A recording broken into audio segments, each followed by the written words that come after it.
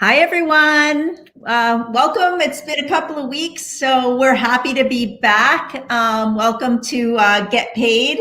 Oh, I'm pointing the right direction this Yeah, time. got Hi, it. Kimberly. How are you?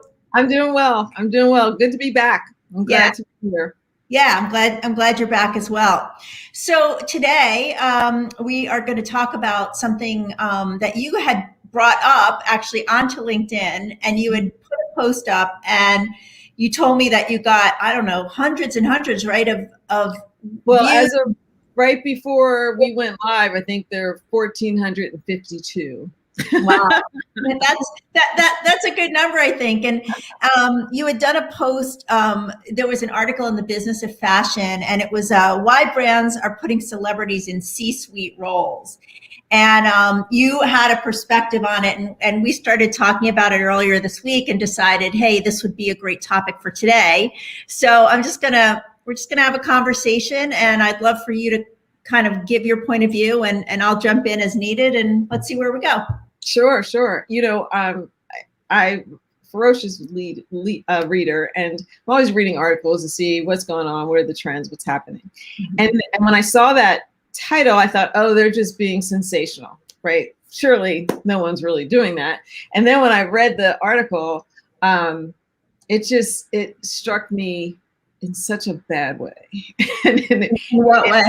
it really just hit me because it's just not necessary. So allow me to indulge me for a few minutes. So when I was, I've loved fashion my whole life. I remember as a gift, I got WWD subscription when I was in 6th grade. I was so excited. And W magazine, like I love fashion. And so, Wow. yeah, I mean, I really do. And thank God my mom did too, but that's a whole nother show. So I grew up with the supermodels. They're my peers, like Linda Evangelista, Naomi Campbell, Cindy Crawford, that was exciting for me to see people who were my age on the cover of magazines and doing great things. And I remember when the George Michael video came out and they were all in there. And I was like, this is just so cool, right? And the whole idea of a supermodel. And then as time went on, you stopped seeing them on the cover of magazines and you started to see the people you watched on television and, the famous people, actors. And then from there, it went on to reality stars, like with the Kardashians. And so, where are the supermodels? Yeah. Right. And so it's all about reality stars, and they are the spokespeople, and they, but they're entrepreneurs, but they're on the cover of the magazines. And then as celebrities went on to become ambassadors, right, all led, I think, by what the Kardashians were doing, but God bless Chris. I want to have lunch with her one day. But so then they became brand ambassadors, which made sense, because people were really hungry for celebrities. Like, what are they doing? I want to live their life. What are they doing? So they became brand ambassadors. And I was cool with that. I'm not a celebrity follower. Like, I'm not going to use a product just because a celebrity uses it. But I think there are a lot of people who do that. And that's great. Especially with Instagram and everything coming up together.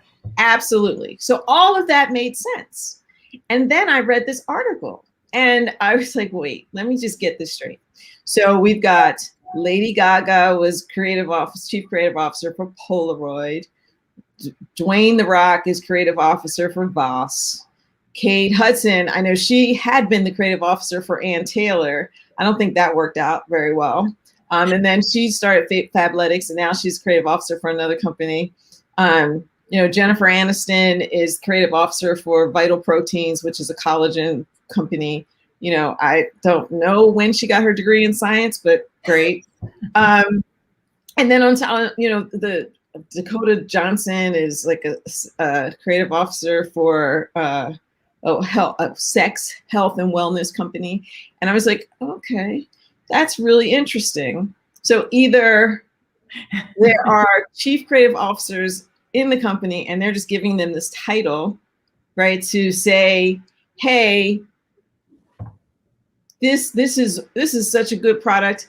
We have your favorite celebrity who's actually making it happen and bringing it to you, right? And I was like, well, or are they really paying those people to do the job? Yeah. And then I got to Tracy Ellis Ross, as the DEI advisor for Ulta, I was like, okay, I'm calling BS. Like, what are we doing here? Ulta, like, I love Tracy Ellis Ross, so I just want to go on record to say, Me too. I have met her.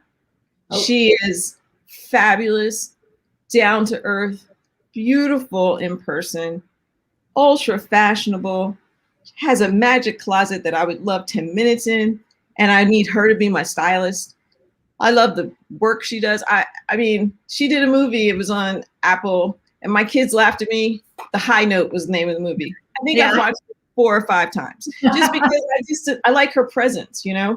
So this is not about her. It's about the concept of, you would rather give the impression, I guess, that you're so woke and so it's so important to connect, that you would rather bring in a celebrity who doesn't have a background in DEI, but is a Black woman. So you'd prefer to pay that celebrity to do that role and not a real person who has years of experience in those positions. You know, to be a DEI, like my company does a lot of that work. I've been in it. I've been in business for, you know, I have 27 years of corporate leadership experience, building teams, building businesses, leading as a president of a brand, doing all those things that are necessary to add value to any company.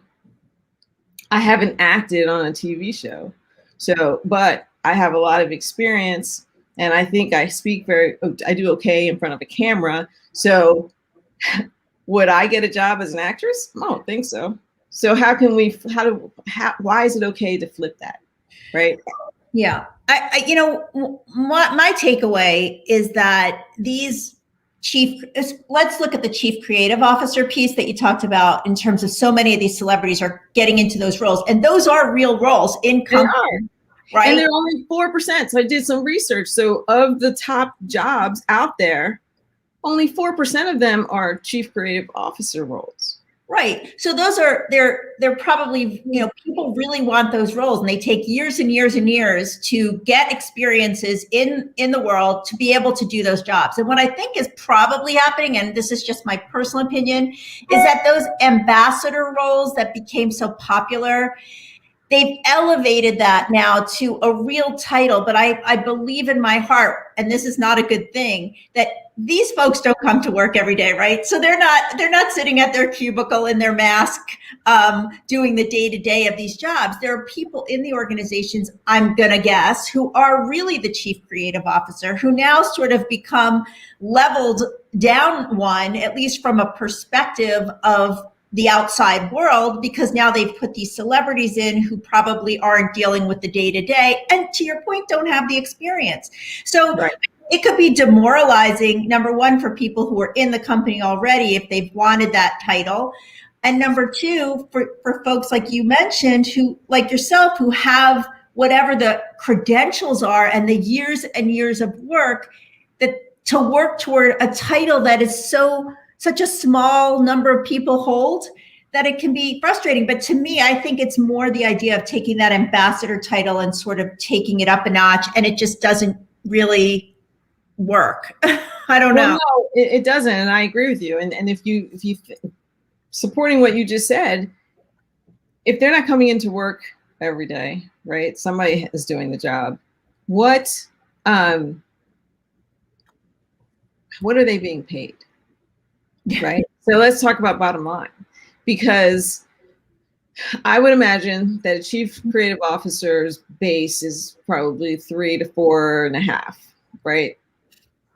So if they're not doing that job and somebody else is doing that job, well, I can't imagine that the celebrity is going to just be okay with what, $50,000, $100,000. Like, how does that work? And that's the other thing, when you think about the celebrity, it's about PR, it's about the reach. Okay, but couldn't you get the same reach as if they were an ambassador versus giving a real job to them? Why would you want to give away something when there are so many talented, I can't even say it enough, talented, experienced, educated people out there. And if we want to just be specific, we could just look at one group. There's so many Black women out here who are just so impressive because of their experience. And yet I hear every day, you do too, of women who can't get a job, can't get a job at the level that they should. Because there's still this tax that, okay, here's what it takes to do the job. Okay, yep, check, check, check, check. Oh, you're a Black woman. There's one more thing that you have to do, and it's that thing that you haven't done. And so to sit here and have this conversation, I think those were the things that like thinking about that, like that's what gets me on fire, because why does the finish line keep moving? Right. And so, oh, okay, well, we're going to put women in these roles, but they're going to be celebrities. Yeah. Or they're going to be, we talked a few weeks ago about parity, equity, and how it doesn't seem to land with Black women. And I think this is another example. Now, there are going to be people who are probably mad at me who are going to say, well, Tracee Ellis Ross is a Black woman. Yes, she is a Black woman with 2 series, very successful television series on TV, who comes from royalty, right? Who is doing extremely well. And her hairline is fabulous. Pattern, it's great hairline. And I know that it's sold exclusively at Ulta. And so she's doing okay, right? So I'm not saying anything bad about Tracee. I'm just talking about the practice that corporations continue to perpetuate when they say they're at the point where it's time to open up the ranks and to support a diverse group of leaders, workers, middle managers, all the way through. And then we hear of these situations. And you can replace celebrity with other groups. The bottom line is they're still not really opening the doors to everyone to ensure that the most qualified people get the roles. Yeah. Yes. And I think with celebrities, it even potentially is even just a bigger rub because they don't have any of the experience, right? So they just have their name and it just feels so disingenuous at times that you just wonder, like, what are they doing with that title? And that I think is a real rub as well. So you're right, you could replace it with lots of different groups, but I think the celebrity group, to your point, is even at a different level because that's not what they do for a living, right? That's not, they spent years honing their craft. Their craft is not a chief creative officer. Right, exactly, or a DEI advisor. I mean, I can tell you too, and I'm going to go back to, again, what you said about they don't go every day, right? And are they really sitting at home in between going in and coming up with strategies and creating materials? And I don't know. I don't think so, but I don't know, right? But as a person who has a company who does those things, I can tell you the challenges that I've had oftentimes when I've given a proposal and said, this is what we're going to do, and this is what it's going to cost. And people come back and say, oh, wow, well, I only have I can only do this much. Okay, then we can only do this much. Oh, but I need this much. I don't see that happening, right? Like, you're getting, with the team, you get, like, I don't know, like a ridiculous amount of experience, and you want a nickel and dime to make the difference. And here you have celebrities. I know you're not nickel and diming. On every level, between the economics of it, the social injustice of it all, the federal impression, right? Right, the optics, and I know that word, people get tired of hearing that word, but man, perception is real. Perception is reality. So if you really think about it, for people who are really like, I think that as a human race, we need to really open our eyes and not be so driven by celebrity. Enjoy celebrity. That's what it's about, right? Like, I enjoy it. I love entertainment and movies and TV shows and creative outlets. And I love artists and creators. They are my people. Like, they're my muse. I so enjoy them as they're doing what they do. Yeah. Yeah. Agree. So let's bring it home here. So what's your bottom line on this topic? My bottom line is come on. What is what? My bottom line is come on. Let's get it together, guys. Let's get it together. It is not that hard to really just open up and be realistic. Like I guess my bottom line is I'm tired. I'm tired of having to have these conversations, to say to people who are in charge, what are you afraid of? Right? It's a big world of a lot of educated and experienced people out there. You know, a hammer is to a nail. My husband say something, you know, like the hammer is to the nail, like, because, you know, you need a hammer to bang a nail and you need a nail to need to be banged, right? So let's just make sure people are in the roles that they need. And there are so many people who need roles right now who are much more qualified. Open the door, create a process that allows you to meet these amazing people. And let's keep celebrities in the game. They're fabulous spokespeople. They do a great job on Instagram. And we love the entertainment they provide. So let them do them. And you do the right thing by opening the door to the talent that for some reason has been excluded. Agree. Totally agree. All right. Well, thank you everyone for joining us. We will be back next week. And we are going to talk about the importance of having a diverse network, both professionally and personally, and some ideas on how to do it and why it makes so much sense. So hopefully you'll join us for that. Yeah. Thanks everyone. And thanks everyone who give us some comments. I appreciate you all. And you know what, Julie, you're right. It might be laziness, which I would hate to think, because that's a whole nother thing that we could talk about. So we'll see you on Clubhouse. We'll see you on Clubhouse. Yeah, let's go. Yeah, we'll see you guys on Clubhouse, and have a great day. Take care, and don't forget to get paid. Get paid. Bye, everyone. Bye, guys.